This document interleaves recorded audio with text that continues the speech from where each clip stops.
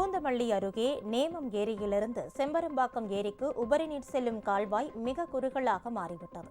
இதனால் மழைக்காலங்களில் குடியிருப்புகளை தண்ணீர் சூழும் அபாயம் உள்ளதாக பொதுமக்கள் அச்சம் தெரிவித்துள்ளனர். பூந்தமல்லி அருகே உள்ள நேமம் ஏரியில் தேக்கி வைக்கப்படும் மழைநீர் செம்பரம்பாக்கம் ஏரிக்கு திறந்து விடுவது வழக்கம். இங்கு திறக்கப்படும் தண்ணீர் சுமார் 4 கிலோமீட்டர் கால்வாய் மூலம் கடந்து செம்பரம்பாக்கம் ஏரிக்கு செல்லும். தற்போது இந்த கால்வாயின் அருகே தனியார் நிறுவனம் ஒன்று வீட்டுமனை பிரிவுகளை அமைத்து கால்வாய்க்கு அருகே சுற்றுச்சுவரையும் கட்டி வருகிறது. கனமழையின் போது 7000 கன அடி வரை உபரிநீர் செல்லும் கால்வாய் தற்போது குறுகலாக இருப்பதால் தண்ணீர் சீராக செல்லாமல் குடியிருப்புகளில் புகுந்துவிடும் அபாயம் இருக்கிறது. எனவே உபரிநீர் செல்லும் கால்வாயை முறையாக அளவீடு செய்து தூர்வாரி சீர் செய்ய வேண்டும் என பொதுமக்கள் கோரிக்கை விடுத்துள்ளனர்.